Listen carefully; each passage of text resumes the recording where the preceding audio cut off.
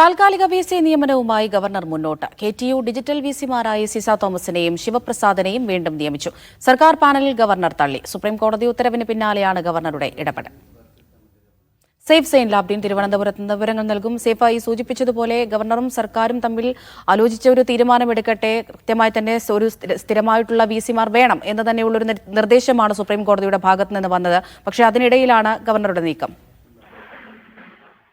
താൽക്കാലിക VCമാരുടെ നിയമനം 6 മാസത്തേക്ക് മതി. അതിന് ഉള്ളിൽ 6 മാസം കഴിയുമ്പോൾ സ്ഥിരം VCമാരെ നിയമിക്കണം എന്നുള്ള നിർദ്ദേശം സുപ്രീം കോടതി നൽകിയിരുന്നു.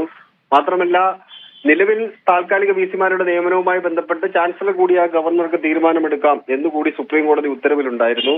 സംസ്ഥാന സർക്കാരിനെ സംബന്ധിച്ച് വലിയ ആശ്വാസമായിരുന്നു ഹൈക്കോടതി ഡിവിഷൻ ബെഞ്ചിൽ നിന്നുണ്ടായ വിധി. താൽക്കാലിക VC നിയമനത്തിൽ സർക്കാർ നൽകിയ പട്ടികയിൽ നിന്ന് വേണം നിയമനം നടത്താൻ എന്ന് സർക്കാർ വാദിച്ചപ്പോൾ അത് ഹൈക്കോടതി ഡിവിഷൻ ബെഞ്ച് അംഗീകരിക്കുക. അങ്ങനെയാണ് KTU ഡിജിറ്റൽ സർവകലാശാല VCമാർ താൽക്കാലിക VCമാരായ സിസ തോമസിനും ശിവപ്രസാദിനും ആ സ്ഥാനങ്ങൾ തെറിക്കുകയും ചെയ്തത്.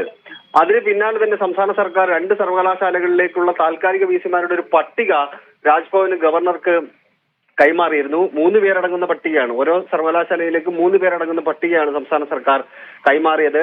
അനുനയത്തിന്റെ സൂചന നൽകിക്കൊണ്ട് 2 മന്ത്രിമാർ, ഉന്നത വിദ്യാഭ്യാസ മന്ത്രി, നിയമമന്ത്രി ഗവർണറെ കാണുന്നുണ്ട്.